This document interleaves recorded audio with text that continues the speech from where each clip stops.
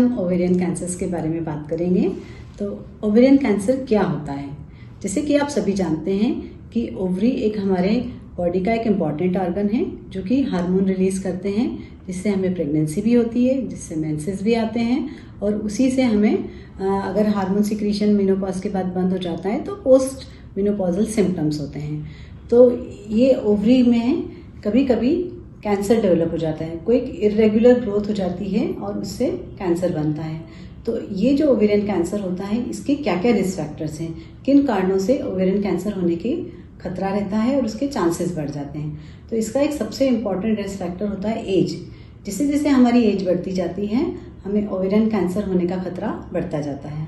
दूसरा आता है ओबेसिटी या वेट गेन। अगर हमारा वजन ज़्यादा है या बहुत ज़्यादा अगर ओबेसिटी है, अगर BMI हमारा 35 से ज़्यादा है, तो उसमें ओवेरियन कैंसर्स का खतरा होता है।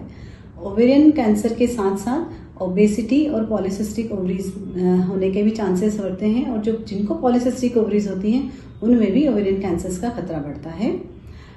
तीसरा इंपॉर्टेंट काज होता है कि अगर हमने कभी हार्मोन रिप्लेसमेंट थेरेपी ली है मेनोपॉज के बाद, तो उन हार्मोन रिप्लेसमेंट थेरेपी की वजह से भी ओवेरियन कैंसर्स होता है।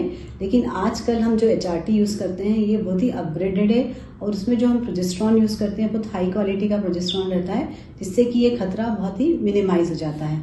तो इसमें डरने की ज़रूरत नहीं है कि अगर मेनोपॉज के बाद हम HRT लेते हैं तो सभी को ओवेरियन कैंसर्स होता है।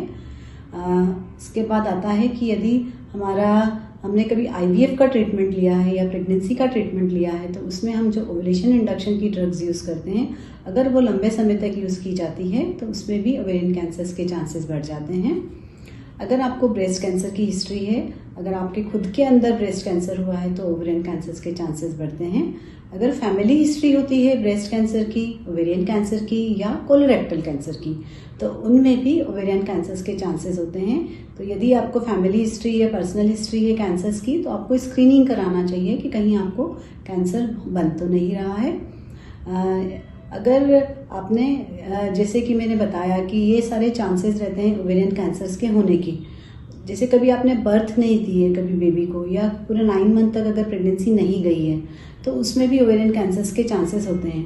पर कुछ फैक्टर्स ऐसे होते हैं जिससे कि हमें ओवेरियन कैंसर होने में बचाव मिलता है या होने के चांसेस कम हो जाते हैं।